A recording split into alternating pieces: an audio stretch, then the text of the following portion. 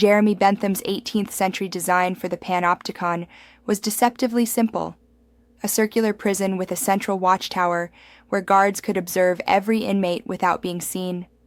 The brilliance lay not in constant surveillance, but in the uncertainty. Prisoners never knew when they were being watched, so they behaved as if they always were. Michel Foucault, in Discipline and Punish, argued that this architecture became the blueprint for modern power.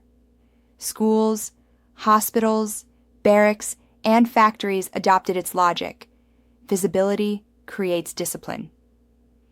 Centuries later, George Orwell dramatized the same principle in 1984, where telescreens ensured that citizens lived under the perpetual gaze of Big Brother. Today, the Panopticon is no longer a tower or a screen mounted on a wall. It is carried in your pocket. Smartphones, with their cameras, microphones, GPS trackers, and data harvesting apps, have become the most effective instruments of surveillance ever created. Unlike prisons or telescreens, we choose to buy, carry, and upgrade them ourselves. The Panopticon has been privatized, consumerized, and internalized.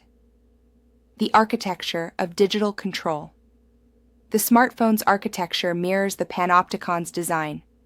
At the center is not a guard, but an algorithm, opaque, inscrutable, yet omnipresent. Around it are billions of users, generating streams of data through taps, swipes, and searches. Unlike Bentham's prisoners, we rarely notice the architecture. Notifications feel like conveniences, not commands. Location sharing feels like social connection, not exposure. Each feature masks its disciplinary function behind entertainment, efficiency, or personalization. But the effect is the same: constant visibility. Apps track browsing habits, biometric data, financial transactions, even sleep cycles. The knowledge that our actions are logged alters how we behave. A teenager might avoid searching for politically sensitive content, not because anyone told them not to, but because the possibility of being flagged looms in the background. This is precisely Foucault's point. The perfection of power lies in making surveillance invisible and self-imposed. From surveillance to self-censorship. In Orwell's Oceania, citizens learned to practice face crime, controlling even unconscious expressions that might betray disloyalty. Today, we practice a digital version. We curate social media posts, avoid controversial opinions, and sanitize online identities. The panoptic gaze is not centralized in a tower, but diffused through networks of followers, employers, and potential advertisers. The result is self-censorship on a massive scale. People live not only under the eye of governments, but under the eyes of peers, algorithms, and corporations. Even when no one is actively watching, the potential for being watched shapes choices. What photos are shared, what words are typed, what locations are tagged, all pass through an internalized filter. Foucault called this disciplinary power, a form of control more effective than brute force. Orwell imagined it as thought crime, the suppression of dissent before it even reaches language. Together, they map the terrain of the smartphone age, a world where obedience is voluntary because surveillance is constant, data as currency of obedience. Every tap on a smartphone generates data.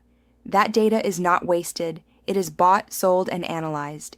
The economy of surveillance capitalism, as Shoshana Zuboff calls it, relies on predicting and modifying behavior. Orwell described a state obsessed with rewriting history to control the present. Today, corporations rewrite digital profiles to control the future. Recommendation engines suggest what to buy, who to date, even what to believe. These predictions are not neutral. They are designed to maximize profit and reinforce control. Foucault emphasized that power is not just repressive, but productive. It shapes subjects, creating categories of normal and abnormal, desirable and undesirable. Smartphones embody this productivity. They generate endless profiles, categories, and scores. Your browsing history becomes a personality type. Your purchases become predictors of loyalty. You are no longer an individual, but a bundle of probabilities. The illusion of freedom. What makes the smartphone Panopticon more insidious than Bentham's or Orwell's models is the illusion of choice. We buy these devices voluntarily, upgrade them enthusiastically, and personalize them obsessively. Surveillance has been gamified. A fitness app tracks heart rate and calories, but also location and habits. A messaging app offers free communication while harvesting contacts and conversations. Even the flashlight app may demand access to photos or microphones. Users click accept without hesitation, trading privacy for convenience. Orwell imagined a society where freedom was crushed openly. Foucault showed how freedom could be engineered to serve discipline. Smartphones represent the fusion. Citizens believe they are free while carrying their own shackles. The social panopticon.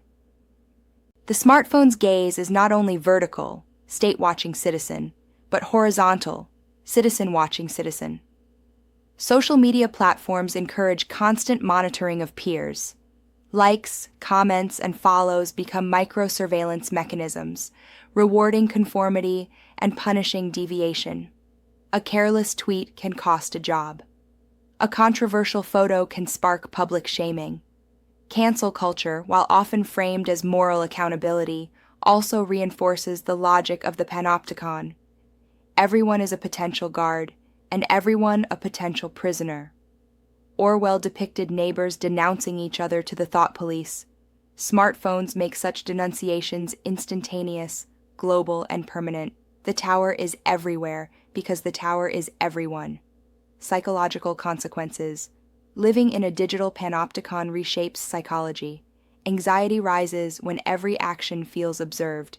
Identity becomes fragmented between private self and curated persona. Trust erodes when surveillance is normalized. Foucault warned that constant visibility produces docile bodies, individuals trained to regulate themselves. In the smartphone era, this extends to docile minds. People learn to think in ways that will not trigger algorithms, to desire what is already being marketed, to fear exclusion from digital tribes. Orwell foresaw this as doublethink, the ability to hold contradictory beliefs simultaneously, such as believing one is free while living under constant surveillance. The smartphone trains us in doublethink daily, resistance and reappropriation. Yet the panopticon is not total. Resistance emerges in small acts, using encrypted messaging, disabling GPS, refusing constant upgrades, practicing digital minimalism. Some communities reclaim smartphones for subversive uses, turning tools of surveillance into tools of organizing. But resistance is costly. Encryption raises suspicion. Opting out risks social exclusion. Deleting apps can mean professional disadvantage. The genius of the smartphone panopticon is that resistance feels like self-harm. The system is designed to make obedience not only easy, but necessary. Beyond the pocket. The logic of the smartphone panopticon extends beyond the device. Smart homes monitor electricity use and voice commands. Wearables track biometrics around the clock. Cars record driving behavior. The panopticon is expanding into every object, every environment, every gesture. Foucault argued that power is not localized but diffuse.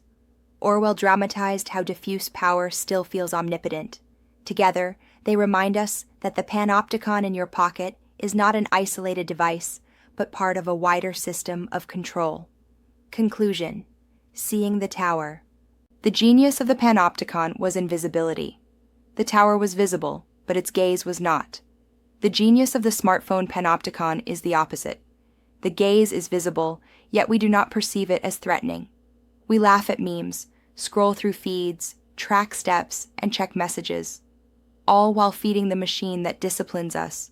To see the smartphone as a panopticon is to pierce the illusion of freedom.